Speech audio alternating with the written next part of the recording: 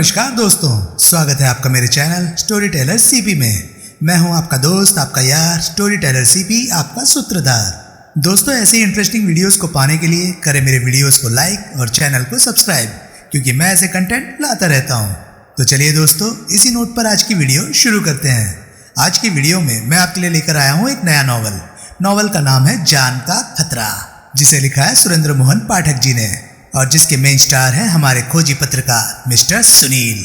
ये कहने की बात नहीं होगी कि ये नॉवल रोमांच और सस्पेंस से भरा हुआ होगा, इसलिए तैयार हो जाइए सुनने के लिए जान का खतरा नाम के इस खतरनाक और रोमांचक उपन्यास को। तो चलिए दोस्तों, शुरू करते हैं। चैप्टर 1। रिसेप्शन पर एक निहायत सजावटी युवती बैठी थी। लगता था उसे नौकरी पर रखते समय उसकी काबिलियत से ज्यादा इस बात पर गौर किया गया था कि उसकी शारीरिक सुंदरता और चमक दमक रिसेप्शन हॉल के आधुनिक फर्नीचर और कीमती कालीन से मैच करती थी या नहीं। उसकी वहां स्थापना के पीछे वही नीयत जाहिर हो रही थी जो किसी पैसे वाले के बढ़िया एयर कंडीशनर या ऐसी अपने मेहमानों के आराम के लिए खरीदी गई किसी और चीज के पीछे होती है। रिसेप्शन में कदम रखिए, एयर कंडीशनर आपके जिस्म को ठंडक पहुंचाएगा और तिजारती सामान के अंदाज से रखी गई रिसेप्शनिस्ट आपके दिलो दिमाग को ठंडक पहुंचाएगी। युवती बड़ी हाय हाय करा देने वाला परिधान पहने थी। शायद वो भी उसे कंपनी से हासिल होता था, बिल्कुल वैसे ही जैसे खिड़की दरवाजों पर कीमती पर्दे टांगे जाते थे और सोफा सेट पर गिलाफ चढ़ाए जाते थे। सुनील को देखकर उसके लिपस्टिक से बड़े सलीके से पुते खूबसूरत होठों पर एक चमचमाती हुई मुस्कुराहट उभरी। बड़ी बड़ी आंखें उसकी तरफ उठी और कबूतर के परों की तरह पलकें फड़फड़ाईं। शायद यही उसका मेहमानों के स्वागत का पेटेंट अंदाज था। मेरा नाम सुनील है। सुनील उसके चेहरे के स्थान पर उसके बायोस्कोप में झांकता हुआ बोला। युवती का वृक्ष बहुत उन्नत था, चोली बहुत झीनी थी और गले का कटाव बहुत गहरा था। सुनील कुमार चक्रवर्ती, मुझे मिस्टर राम कमलानी से मिलना है। आपने अपॉइंटमेंट ली है? युवती ने मधुर स्वर में पूछा। स्वीट हार्ट, सुनील मीठे स्वर में बोला, तुम मुझसे एक ऐसा सवाल पूछ रही हो जिसका जवाब तुम्हें पहले से मालूम है। अगर मैंने अपॉइंटमेंट ली होती तो तुम्हें पहले से मालूम होता। लड़की तनिक सकपकाई। उसने उलझनपूर्ण नजरों से सुनील की तरफ देखा, फिर तनिक विचलित स्वर में बोली, मिस्टर कमलानी इस वक्त व्यस्त है, आप फिर तशरीफ ला सकते हैं? नहीं, तो फिर आपको इंतजार करना पड़ेगा। ठीक है, सुनील बोला, लेकिन वो वहीं खड़ा रहा। युवती ने उसकी दृष्टि का अनुसरण किया, फिर तुरंत उसका चेहरा तनिक आरक्त हो उठा। उसने जल्दी से अपने साड़ी के पल्लू को अपने वृक्ष पर व्यवस्थित किया, लेकिन साड़ी ब्लाउज से भी ज्यादा झीनी थी। आप तशरीफ रखिए, वो दूर पड़े सोफे की तरफ संकेत करती हुई बोली। मैं यहीं ठीक हूँ, सुनील तनिक शरारत भरे स्वर में बोला। वहाँ मैगजीन वगैरह पड़ी है आप? मैं तो अनपढ़ हूँ। तो फिर तस्वीरें ही देखिए। जो कुछ मैं देख रहा हूँ मुझे पूरा विश्वास है तस्वीरें उससे बेहतर नहीं होंगी। Mister Sunil Chakraborty, mister you have to wait for long, please go and sit there. Never mind, मुझे खड़े रहने की आदत है। और अभी आप कह रहे थे कि आप अनपढ़ हैं। अगर तुम्हारा इशारा तुम्हारी बोली विलायती जुबान समझने की तरफ है तो उसकी वजह यह है कि मुझे अंग्रेजी बोलनी आती है, लिखनी पढ़नी नहीं आती। दरअसल पहले मैं अंग्रेज साहब का खानसामा हुआ करता था। साहब को हिंदी नहीं आती थी, मुझे अंग्रेजी नहीं आती थी। कम्युनिकेशन की ये समस्या जब होते होते हल हुई तो हम दोनों को फायदा हो गया। साहब को हिंदी आ गई और मुझे अंग्रेजी। युवती ने हैरानी से उसे सिर से पांव तक देखा। देखो मिस्टर, देख रहा हूँ, सिर्फ देख रहा हूँ, और तो कुछ कर ही नहीं रहा मैं। मिस्टर सुनील कुमार चक्रवर्ती, देखिए, आप मेरे सब्र का इम्तहान मत लीजिए। मैं आपसे प्रार्थना कर रही हूँ, आप उधर जाकर बैठ जाइए। ओके। सुनील घूमा, ठिठका और फिर बोला, आप मुझे यहीं खड़ा रहने दें तो आपकी मेहरबानी होगी। युवती के माथे पर बल पड़ गए। दरअसल बात यह है कि आपका ये रिसेप्शन हॉल रेलवे प्लेटफॉर्म जैसा बड़ा है। फासले से आप मुझे ठीक से दिखाई नहीं देंगी। लेकिन आप मुझे ठीक से देखना क्यों चाहते हैं? युवती के स्वर में झल्लाहट का पुट था। मैडम, सुनील रहस्यपूर्ण स्वर में बोला, मैं पूरे 10 साल के बाद आज जेल से छूटा हूँ। पिछले 10 सालों में मैंने किसी औरत की एक झलक तक नहीं देखी। जेल से छूटने के बाद मैं सीधा यहाँ पहुँचा हूँ। आते ही मुझे आप दिखाई दे गई। अब आप ही बताइए कि 10 साल से खूबसूरती के दीदार को तरसा हुआ प्यासा क्यों कर कुएं से दूर हटकर परे जा बैठे। लड़की की हंसी छूट गई। ओके, वो बोली, मैं कबूल करती हूँ कि आप बड़े दिलचस्प आदमी हैं और बड़ी दिलचस्प बातें करते हैं। अब तशरीफ फरमाइए। कबूल, लेकिन एक आखिरी सवाल और। फरमाइए। लंच आप घर से साथ लाती हैं या कहीं खाने जाती हैं? क्यों पूछ रहे हैं आप? मेरा मतलब है कि क्या मैं आपको कहीं लंच के लिए इनवाइट कर सकता हूँ? आप आज ही जेल से छूटे हैं, युवती विनोदपूर्ण स्वर में बोली। मुझे लंच पर ले जाने लायक पैसे हैं आपकी जेब में? मेरी जेब में नहीं है, लेकिन जिस किसी की भी जेब में होंगे मैं उसका गला काट कर पैसे हासिल कर लूँगा। मुझे तजुर्बा है ऐसे कामों का। फिर आपका लंच जेल में होगा। कोई बात नहीं, 10 साल और सही। छोड़िए, आपकी जानकारी के लिए मैं लंच मिस्टर कमलानी के साथ करती हूँ। उस बूढ़े के साथ? Mister Sunil, mind your language. वो लंच थोड़े ही खाता होगा, वो तो आपको खाता होगा। मुझे उम्मीद नहीं कि आप उसे पचा पाती हों। मेरा दावा है कि उसका हाजमा हमेशा खराब रहता होगा। Mister Sunil, I said mind your language. Sunil ने एक मील लंबी सांस ली और बोला, तुम्हारा साहब बहुत रईस आदमी है, बहुत। इस इलाके की आधी इमारतें उसकी हैं। अगर मैं उससे ज़्यादा रईस आदमी होता तो आप मुझे लंच के लिए आमंत्रित नहीं करते। फिर मेरे से कहीं ज़्यादा हसीन और जवान सेक्रेटरी आपकी अपनी होती, और वो उस मुबारक दिन के इंतज़ार में तड़प रही होती जब आप उसे लंच के लिए आमंत्रित करते। ऑल राइट, सुनील दृढ़ स्वर में बोला। ऑल राइट, सुनील दृढ़ स्वर में बोला। अब अपने साहब को झाड़ू मारिए, मैंने नहीं मिलना उससे। मैं यहाँ से जा रहा हूँ, अब तभी वापस लौटूंगा जब मैं 50-60 लाख रुपया कमा चुका होऊंगा, बिल्कुल फिल्मों की तरह। वो घूमा, लंबे डग भरता हुआ आगे बढ़ा, लेकिन वहाँ से बाहर निकलने के स्थान पर वो सोफे पर जा बैठा जहाँ बैठने के लिए युवती उसे शुरू से कह रही थी। युवती मन मन मुस्कुरा रही थी। सुनील ने अपनी जेब से लकी स्ट्राइक का पैकेट निकाला और एक सिगरेट सुलगा लिया। युवती टेलीफोन द्वारा राम कमलानी को सुनील के आगमन की सूचना देने लगी। 3 सिगरेट बाद सुनील बोला, सुनो। युवती ने सिर उठाकर उसकी तरफ देखा। तुम्हारा नाम क्या है? धीरे बोलो। सुनील अपने स्थान से उठा और लंबे डग भरता हुआ उसके डेस्क के समीप पहुंचा। मैंने पूछा तुम्हारा नाम क्या है? वो बोला, रेहाना, रेहाना जैदी। मुसलमान हो? नहीं, अंग्रेज हूँ। सॉरी रेहाना जी, मैं इस मूर्खतापूर्ण सवाल के लिए माफ़ी चाहता हूँ। नेवर माइंड, अब तक मुझे आपकी मूर्खतापूर्ण बातों की आदत हो चुकी है। आपका क्या ख्याल है? आपके साहब को मेरे अस्तित्व का भान तो है? कहीं साहब भूल तो नहीं गए मुझे? भूले नहीं हैं, वे बहुत व्यस्त हैं। मैं उनसे ज़्यादा व्यस्त हूँ।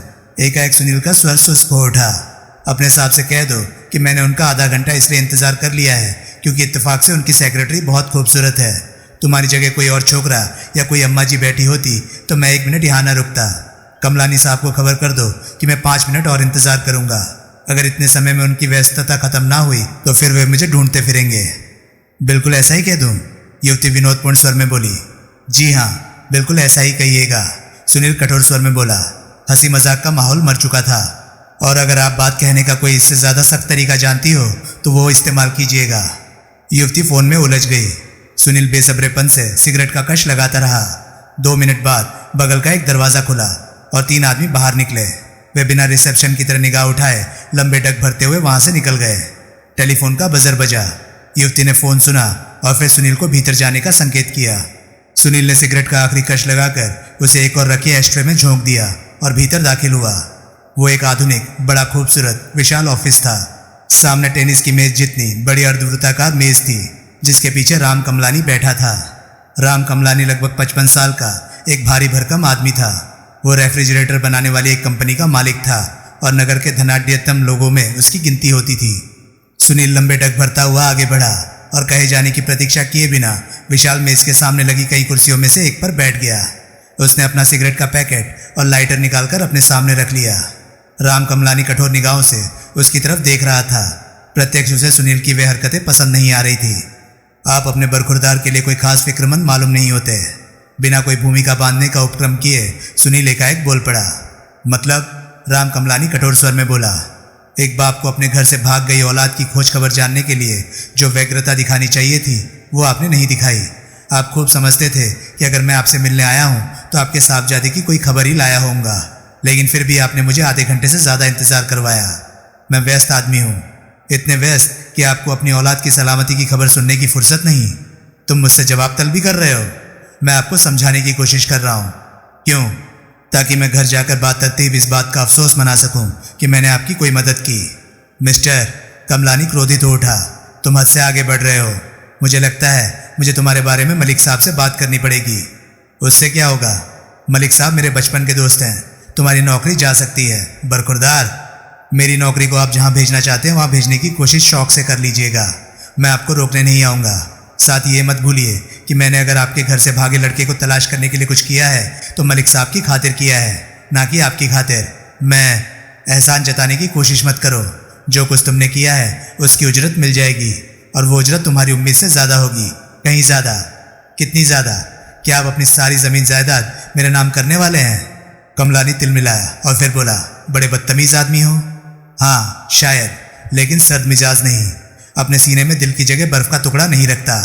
मैंने सोचा था कि मेरे आगमन की जानकारी मिलते ही आप ये जानने के लिए दौड़े चले आएंगे कि मैं आपके लड़के की कोई खोज खबर लाया हूं या नहीं। लेकिन आप भला ऐसा क्यों करेंगे? आप तो व्यस्त हैं। आपको तो दौलत कमाने से फुर्सत नहीं है। औलाद का क्या है? औलाद तो आती जाती है, लेकिन दौलत शायद कभी कभार आती है। मुझे कहने दीजिए, बीच में मत टोकिए। आपका लड़का घर से भाग गया, लेकिन आप इसकी रिपोर्ट पुलिस में नहीं लिखवाना चाहते क्योंकि उससे आपकी बदनामी होगी, सोसाइटी में रुसवाई होगी।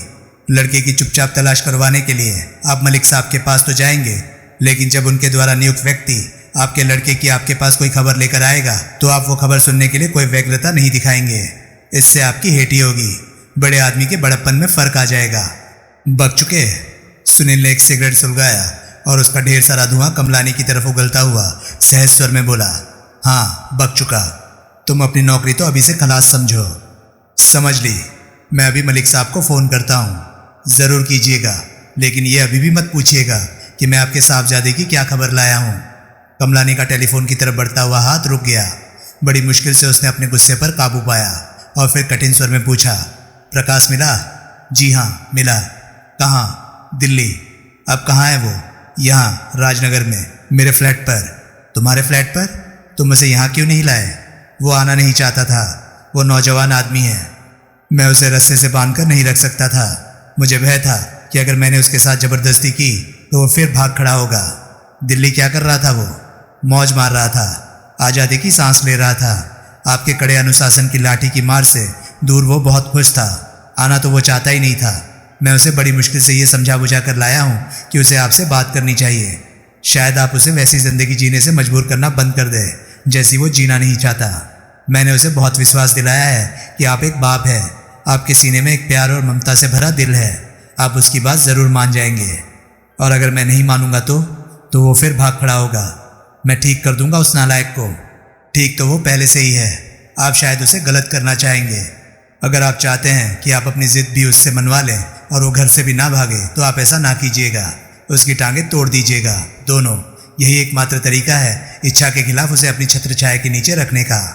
शायद मैं ऐसा ही करूं। तुम घर भेजो उसे। ओके। सुनील उठ खड़ा हुआ। मुझे इजाज़त दीजिए। ठहरो, कमलानी बोला। उसने मेज़ की दराज में से एक मोटी सी चेकबुक निकाली। उसमें एक रकम भरी, उस पर अपने दस्तखत घसीटे और चेक फाड़कर सुनील के सामने डाल दिया। सुनील ने चेक उठा लिया। वो 5,000 रुपये का चेक था। मैंने तो सुना था आप बड़े कंजूस आदमी हैं, वो बोला। इतनी दयानतदारी? शट अप, कमलानी डपट कर बोला। ये तुम्हारे काम की उजरत है। मेरे काम की बेहतर उजरत तो एक शब्द धन्यवाद हो सकता था। ज़्यादा बातें मत बनाओ। ठीक है, थोड़ी बातें बनाता हूँ।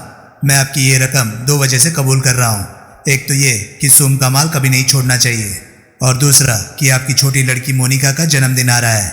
आपको तो पैसा कमाने से फुर्सत होगी नहीं, इसलिए आपके इस माल से मैं आपकी तरफ से कोई उसे प्रेजेंट दे दूंगा। तुम मेरी लड़की को जानते हो? जी हाँ जानता हूँ। कमलानी कसमसाया। उसने बेचैनी से पहलू बदला। कोई सख्त बात कहने के इरादे से मुंह खोला, लेकिन फिर इरादा बदल दिया। शाम तक प्रकाश घर पहुंच जाए, वो अधिकार भरे स्वर में बोला। मैं आपका हुक्म उसे सुना दूंगा।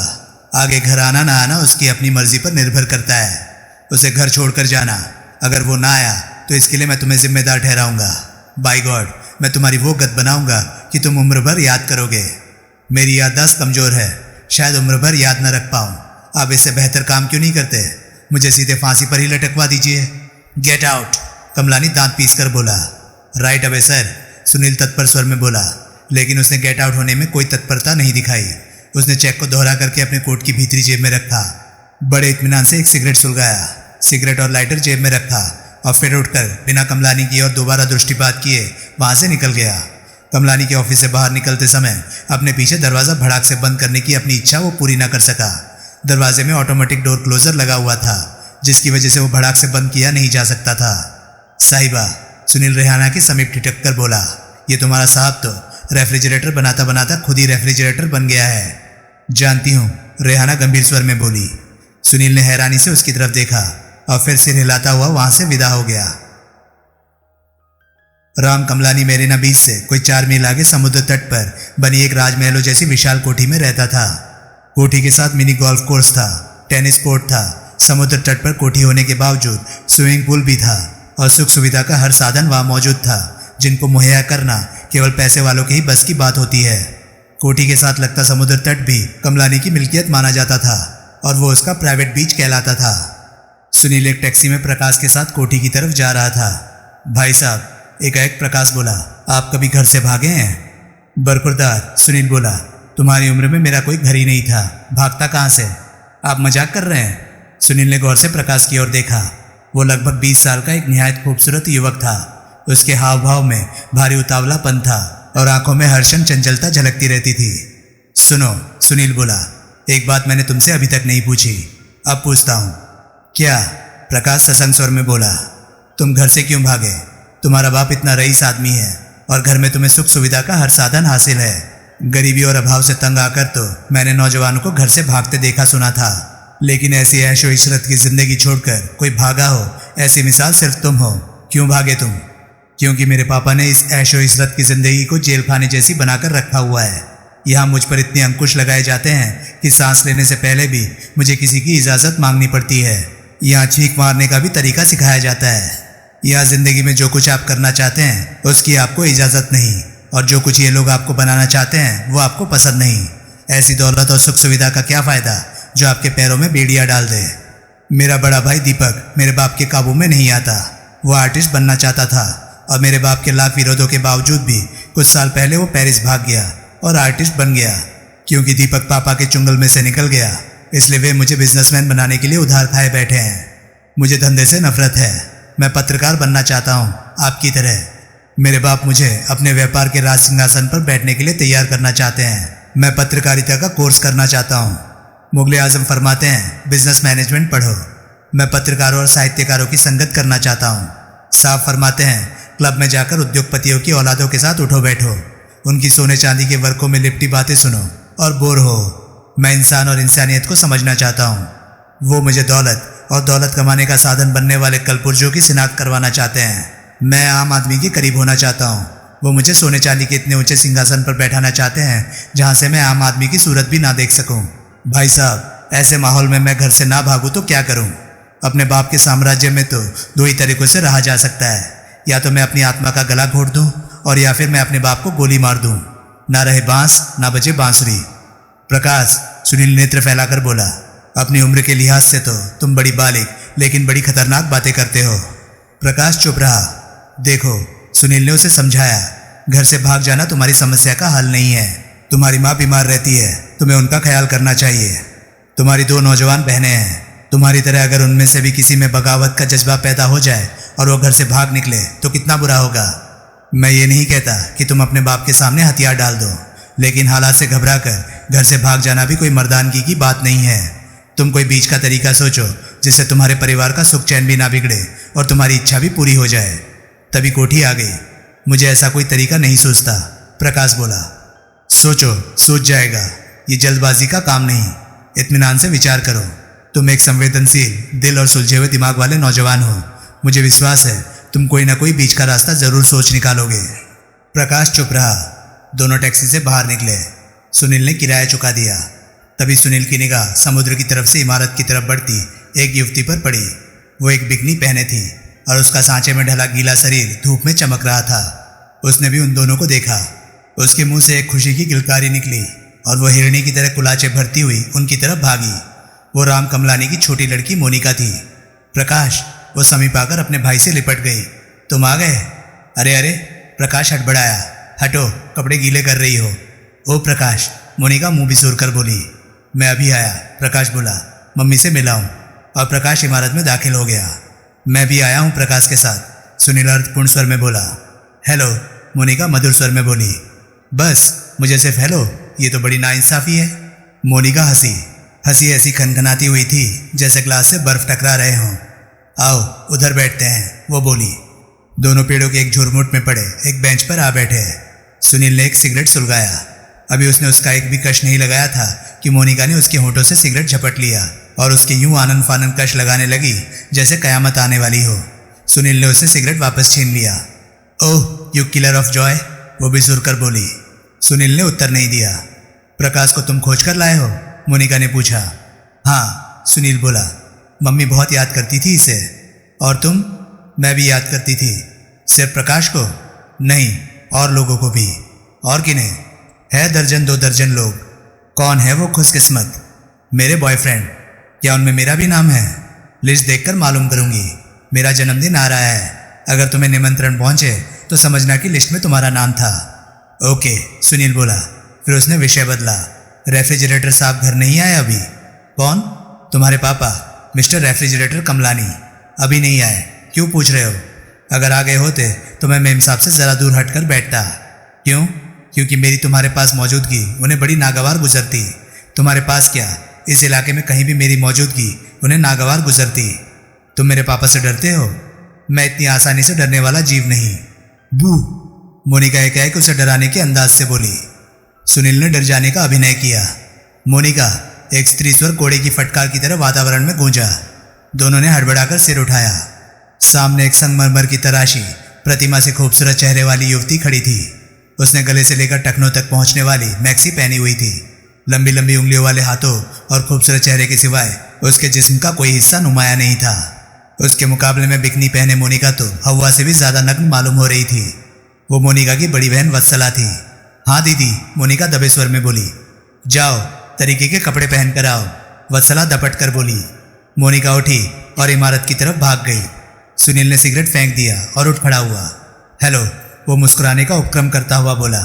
वत्सला ने उत्तर नहीं दिया। वो घूमी और लंबे डग भरती हुई इमारत की ओर बढ़ गई, एक बड़ी ही रूखी और सर्द मिजाज औरत की तरह। सुनील ने एक गहरी सांस ली और फिर बेंच पर बैठ गया। 5 मिनट बाद जब मोनिका वापस लौटी तो वो एक टाइट बनियान और बेल बॉटम पतलून पहने थी। उसके कटे हुए रेशमी बाल हवा में उड़ रहे थे और वो उस पोशाक में निहायत खूबसूरत, निहायत कमसिन लग रही थी।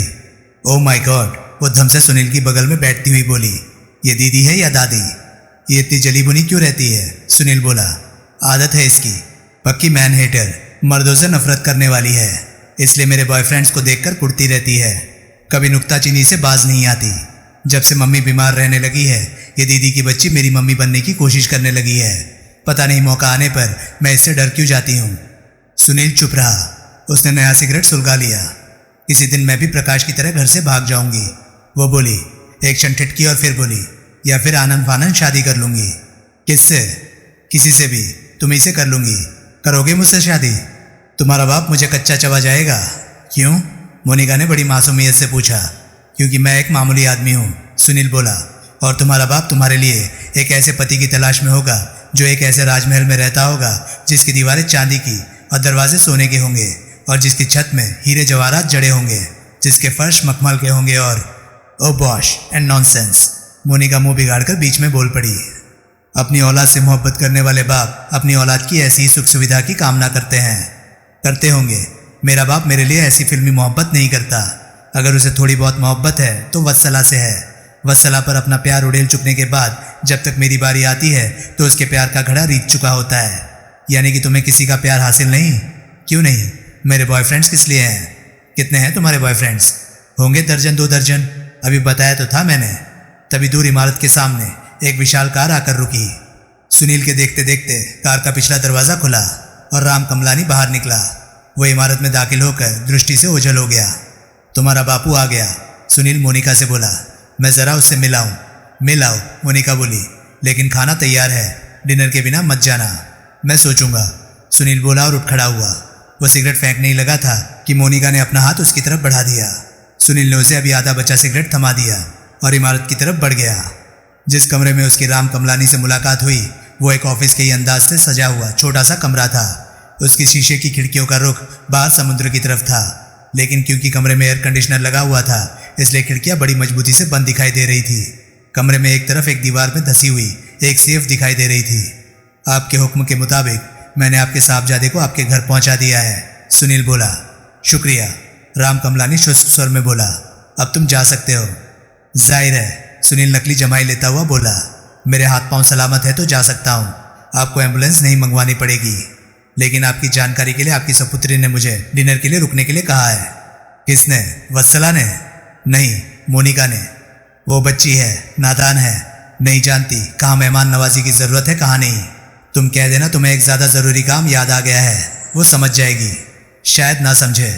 तुम्हारी अपनी अकल पर भी मुझे शक होने लगा है। मिस्टर, मैं तुम्हें यह समझाने की कोशिश कर रहा हूँ कि अब या भविष्य में इस घर में तुम्हारी उपस्थिति वांछनीय नहीं। Good night and goodbye. Sunil उठ खड़ा हुआ। सेठ साहब, वो सहज स्वर में बोला, आपसे मिलकर मुझे पुनर्जन्म में विश्वास होने लगा है। मतलब ये कि निश्चय ये कि जन्म में कोई आदमी इतना बेहुदा, दुष्ट और बदतमीज नहीं हो सकता। राम कमलानी का चेहरा कानों तक लाल हो गया। मैं जा रहा हूँ, सुनील बोला, लेकिन जाने से पहले इतना जरूर कहूँगा कि प्रकाश को समझाने की कोशिश कीजिए। वो एक समझदार, संवेदनशील इंसान है। उसे भेड़ बकरी की तरह खदेड़ने की कोशिश मत कीजिए। उसकी पसंद नापसंद की कद्र कीजिए, वरना वो फिर भाग जाएगा और दूसरी बार शायद इतनी आसानी से आपके हाथ ना आए। बद्री, एकाएक राम कमलानी चिल्लाया। तुरंत एक नौकर प्रकट हुआ। साहब तशरीफ ले जा रहे हैं, राम कमलानी बोला, इन्हें बाहर तक छोड़ाओ। बद्री, सुनील राम कमलानी के स्वर की नकल करता हुआ बोला, खातिर जमा रखो, मुझे बाहर का रास्ता आता है। और वो लंबे डग भरता हुआ उस कमरे से बाहर निकल गया। एक लंबे गलियारे को पार कर चुकने के बाद वो एक दरवाजे के आगे ठिठका। भीतर से पियानो बजने की आवाज आ रही थी। सुनील दरवाजा ठेलकर भीतर दाखिल हुआ। भीतर उसे पियानो के आगे बैठी वत्सला दिखाई दी। सुनील को देखकर उसने हाथ रोक दिया। सॉरी, सुनील खेदपूर्ण स्वर में बोला, मैं समझा था भीतर मोनिका है। वत्सला ने सर्द निगाहों से उसकी तरफ देखा। मैं गलती से आपके कमरे में आ गया हूँ। ठीक है, अब गलती से इस कमरे से चले भी जाओ। ये कला आपको वैसे ही आती है या आपने इसका भी कोई कोर्स किया है? किसका? बदतमीजी से बोलने का। वत्सला ने कहर भरी निगाहों से सुनील की तरफ देखा। मैं जा रहा हूँ ताकि मेरी मौजूदगी की वजह से आपके पियानो बजाने के अहम काम में कोई खलल ना पड़े। लेकिन जाने से पहले मैं आपकी बहन के लिए एक संदेशा छोड़ना चाहता हूँ। उसने मुझे डिनर के लिए रुकने को कहा था। आप उसे बता दीजिएगा कि आपके पापा ने उस निमंत्रण को वीटो कर दिया है। आपके पापा ने मुझे राय दी है कि मैं मोनिका को कह दूं कि मुझे एक ज़्यादा ज़रूरी काम याद आ गया है, यानी कि मेरे ज़रूरी कामों की मेरे से ज़्यादा आपके पापा को खबर है। मैं मोनिका को बता दूंगी। सुनील ने गहरी सांस ली और उस कमरे से बाहर निकल गया। पियानो बजने की आवाज़ फिर आने लगी। सुनील प्रेस क्लब पहुंचा। वहां उसे बार काउंटर से आगे एक ऊंचे स्टूल पर बैठा क्रॉनिकल का रिपोर्टर ललित दिखाई दिया। सुनील उसके समीप पहुंचा। आओ गुरुजी, ललित नशे से थर्राते स्वर में बोला। क्या पी रहे हो? सुनील ने पूछा। तेजाब, मुझे भी पिलाओ। तेजाब पियोगे? क्या हर्ज है, तुम पी सकते हो तो मैं भी पी सकता हूँ। लानत है। फिर ललित बारटेंडर से संबोधित हुआ। नेगी साहब के लिए एक लार्ज। बारटेंडर ने सुनील को विस्की सर्व कर दी। सुनील ललित के बगल में एक स्टूल पर जम गया। उस वक्त काउंटर पर और कोई नहीं था। ललित, सुनील धीरे से बोला, तुम राम कमलानी को जानते हो? वो बर्फ की अलमारियों वाला? ललित ने पूछा। रेफ्रिजरेटर वाला, एक ही बात है। तुम उसके बारे में कुछ बता सकते हो? बता सकता हूँ। क्यों? यूं ही पूछ रहा हूँ। क्या चीज़ है वो? बहुत ऊंची चीज़ है। बेहद रईस आदमी है। नोटों के बिस्तर पर सोता है और सोने चांदी के निवाले खाता है। आदमी कैसा है? निहायत घटिया, निहायत कमीना, आम आदमी को कीड़ा मकोड़ा समझने वाला, उसकी जात से नफरत करने वाला, लेकिन असली सिंधी है। दौलत कमाने के सारे लटके जानता है। और क्या? आगे बढ़ो भाई। स्पॉट न्यूज़ तो दे दी तुम्हें। पूरा स्पेशल बुलेटिन फोकट में थोड़ी ही प्रसारित होगा। मरो मत, अगला राउंड मेरी तरफ से और उससे अगला भी मंजूर। पैसे तो है ना जेब में? बाद में ये नहीं कह दोगे कि बटुआ घर भूल आया हूँ। सुनील ने जेब से राम कमलानी का 5,000 रुपये का चेक निकाला और उसे ललित को दिखाता हुआ बोला, इसे देख रहे हो? आज अगर 1,500 पैक पियोगे तो भी चलेगा। ललित ने चेक देखा तो उसके नेत्र फैल गए। राम कमलानी का चेक? वो हैरानी से बोला, तुम्हारे नाम? गुरुजी, क्या चक्कर है? अपनी लड़की की शादी कर रहा है मेरे से, ये शगुन दिया है। नेगी, ललित बारटेंडर से संबोधित हुआ। एक लार्ज देना, ये आदमी तो मेरा नशा उड़ाए दे रहा है। बारटेंडर ने ललित को नया पैक सर्व किया। अब राम कमलानी के बारे में कुछ कहो प्यारे लाल। भाई, वो भारत की सबसे बड़ी रेफ्रिजरेटर बनाने वाली कंपनी का मालिक है और दर्जनों कंपनियों के बोर्ड ऑफ डायरेक्टर्स में है। कई सभा सोसाइटियों का वो प्रधान वगैरह है। पहले ही कहा है कि छोटे आदमी की जात से नफरत करता है। बड़ी ही बुजुर्गा प्रवृत्ति का आदमी है। जिन आदमियों की वजह से वो धन्ना सेठ बना है, उनको दुत्कारना, जलील करना वो अपना धर्म समझता है। ट्रेड यूनियन के खास तौर से खिलाफ है। कभी किसी ऐसे आदमी को अपने किसी कारखाने में नौकरी पर नहीं टिकने देता जो किसी ट्रेड यूनियन से संबंधित हो, यानी कि मजदूर जिंदाबाद जैसी नीयत रखता हो। कोई 5 साल पहले की बात है कि इसके एक कारखाने में मजदूरों ने संगठित होकर इससे अपनी कुछ मांगे मनवाने की कोशिश की थी। इसने ये कहकर कारखाना ही बंद करवा दिया था कि उत्पादन ज्यादा हो गया था और माल की खपत नहीं थी। मतलब ये कि सारे मजदूरों की नौकरी खलास। महीने बाद जब उसने वो कारखाना फिर शुरू किया तो सारी भर्ती नहीं हुई थी। एक भी पुराने आदमी को नौकरी पर नहीं रखा गया था। ऐसे आदमी के तो दुश्मन भी बहुत होंगे, बेशुमार, इतने ज्यादा की गिनती मुहाल। सब दुश्मन ही है। ऐसे आदमी का कोई दोस्त तो चिराग लेकर ढूंढना मुश्किल होगा। इसने कभी किसी का कोई भला किया हो तो कोई दोस्त बने ना। क्या इसके कर्मचारी, क्या इसके बिजनेस के साथी या प्रतिद्वंदी, इसने बड़े इत्मीनान से हर किसी का गला काटा है, हर किसी की पीठ में छुरा घोंपा है। जिन लोगों को इसने तबाह किया है उनके सगे संबंधी, बीवी बच्चे क्या इसके दोस्त होंगे? उनका तो बस नहीं चलता होगा, वरना वे इसकी तिक्का बोटी उड़ा दे। कभी ऐसी कोशिश की नहीं किसी ने? क्यों नहीं की? लेकिन साले का मुकद्दर अच्छा है, हर बार बच जाता है। कुछ साल पहले ये अपने एक गोदाम का निरीक्षण कर रहा था तो एक 100 किलो का ड्रम कहीं से लुढ़क कर नीचे आ गिरा। ये बाल बाल बचा। एक बार किसी ने इसकी कार की ब्रेकें खराब कर दी। उम्मीद थी कि एक भयंकर एक्सीडेंट होगा और इसका बोलोराम हो जाएगा। एक्सीडेंट तो हुआ लेकिन इसकी एक हड्डी तक नहीं चटकी, मामूली खरोंचे आई बस। एक बार और किसी ने इसकी कोठी में, इसके बेडरूम में बम फेंका था। बेडरूम के परखच्चे उड़ गए थे, लेकिन इत्तेफाक की बात थी कि उस रात ये अपने बेडरूम में सोया ही नहीं था, जबकि ऐसा सालों से कभी नहीं हुआ था। यानी कि बहुत लोग उसके खून के प्यासे हैं। तो दोस्तों, ये था जान का खतरा नॉवल का पहला पार्ट। ये पार्ट आपको कैसा लगा प्लीज़ अपनी राय कमेंट सेक्शन में मुझे ज़रूर बताएं। और हाँ, अगर आपको ऐसे वीडियोस पसंद हैं तो प्लीज़ उन्हें लाइक करें और चैनल को सब्सक्राइब करें, क्योंकि मैं ऐसे कंटेंट लाता रहता हूँ। तो चलिए दोस्तों, मैं मिलता हूँ अब आपसे अगली वीडियो में। तब तक के लिए नमस्कार, गुड बाय, सेफ रहिए, खुश रहिए, मज़े करिए।